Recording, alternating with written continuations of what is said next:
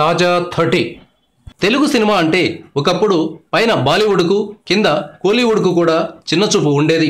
జాతీయ స్థాయిలో తెలుగు సినిమాలు పోటీ పడలేవని అంటూ ఉంటారు. ఇటీవలి కాలంలో విమర్శకుల నోళ్లకు తాళం వేస్తూ తెలుగు సినిమాలు ప్రభంజనం సృష్టిస్తున్నాయి. కమర్షియల్గానే కాదు, కళాత్మకంగా కూడా తెలుగు సినిమా తన సత్తాను చాటుతోంది.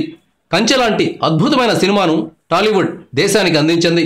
బాహుబలి గురించి ప్రత్యేకంగా చెప్పక్కర్లేదు. మన దేశంలో అత్యధికంగా వసూళ్లు సాధించిన సినిమాగా బాహుబలి రికార్డులు నెలకొల్పింది. దీని దెబ్బకు బాలీవుడ్ ఖాన్లు ముగ్గురు కుతకుతలాడిపోయారు. ఇప్పుడు బాహుబలికి కొనసాగింపుగా దువ్వాడ జగన్నాథం కూడా రికార్డు సృష్టించింది. Bollywood number 1 hero Salman Khan నటించిన ట్యూబ్లైట్, అల్లు అర్జున్ నటించిన డీజే సినిమాలు ఒకే రోజు విడుదలయ్యాయి. రంజాన్ మాసంలో సల్మాన్ ఖాన్ సినిమా వచ్చింది అంటే గ్యారంటీ హిట్ అని బాలీవుడ్ నమ్ముతుంది. కానీ ఈ ఏడాది సల్మాన్కు బ్యాడ్ టైం నడుస్తున్నట్లుగా ఉంది. ట్యూబ్లైట్ సినిమాకు బాగా నెగిటివ్ టాక్ వచ్చింది. ఏకంగా 4,350 థియేటర్లలో రిలీజ్ చేస్తే తొలి రోజున కేవలం 21 కోట్ల రూపాయలు మాత్రమే ట్యూబ్లైట్ వసూలు చేసింది.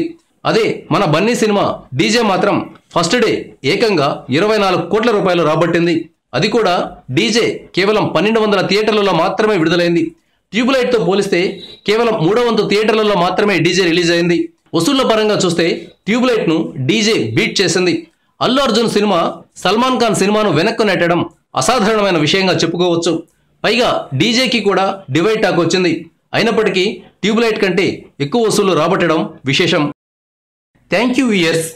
ఈ వీడియో మీకు నచ్చితే లైక్ బటన్ టచ్ చేయండి. తాజా 30 ఛానల్కు సబ్స్క్రైబ్ చేయండి. మీ మిత్రులకు షేర్ చేయండి.